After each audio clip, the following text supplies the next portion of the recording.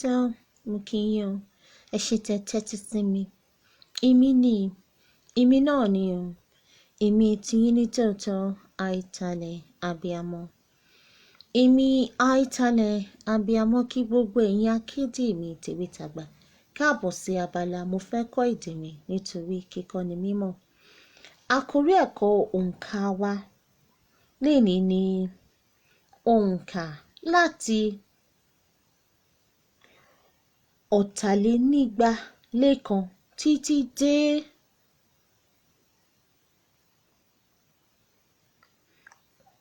Orìnlénígba. Hello everyone, Atali Abiyamo welcomes all Akedes to Mofeko Ede Mi. So today we'll be counting from 261 ọ̀tàlénígba-lé-kan to 280 or 280 whichever one floats your boat. Orìnlénígba. Come count with me. So 261 ọ̀tàlénígba-lé-kan.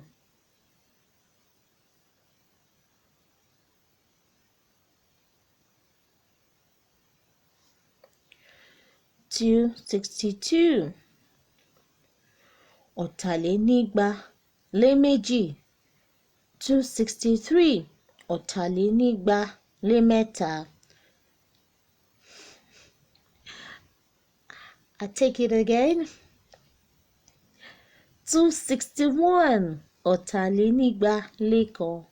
ọ̀tàlénígba-lé-kan. 261. 262 ọ̀tàlénígba-lé-méjì. ọ̀tàlénígba-lé-méjì. 262. 263 ọ̀tàlénígba-lé-mẹ́ta. ọ̀tàlénígba-lé-mẹ́ta. 263. 264 ọ̀tàlénígba-lé-mẹ́rin. ọ̀tàlénígba-lé-mẹ́rin. 264.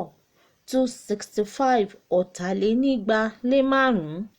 ọ̀tàlénígba-lé-márùn-ún. 265. 266 ọ̀tàlénígba-lé-mẹ́fà. ọ̀tàlénígba-lé-mẹ́fà. 266. 267 ọ̀tàlénígba-lé-méje. ọ̀tàlénígba-lé-méje. 268. ọ̀tàlénígba-lé-méje. ọ̀tàlénígba-lé-méje. 267. 268 ọ̀tàlénígba-lé-mẹ́jọ. ọ̀tàlénígba-lé-mẹ́jọ. 268.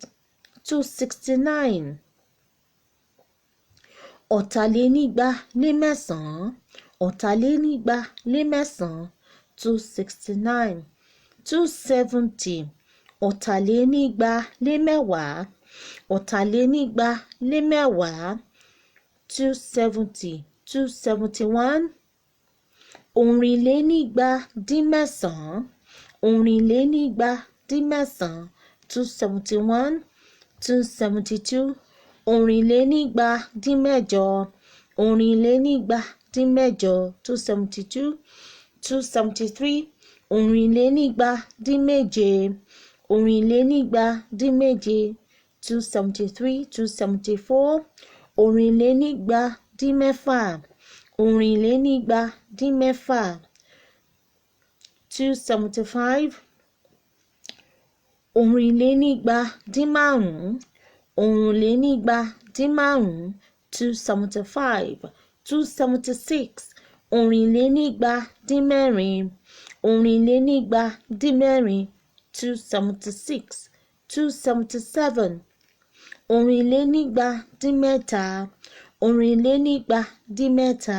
277. 278 Orìnlénígba-dín-méjì. Orìnlénígba-dín-méjì. 278. 279 Orìnlénígba-dín-kan. Orìnle nígbà díkan 279. 280. Orìnle nígbà. Orìnle nígbà 280. Well done. Well done, everyone. Well done, Fe Ko Ede to you. So we're almost there. So that's it. That's it. So ẹ máa bá mi sọ, keep saying it, keep counting. Ẹ máa bá mi kà á. Ẹ máa bá mi yíwé wò. Ẹ máa bá mi jẹ lẹ́nu. Listen to it over and over again. Keep counting, keep repeating it. Say it in your mother tongue. Count in Yoruba. Yoruba is fun and beautiful. Till we meet in the next class. Akweto.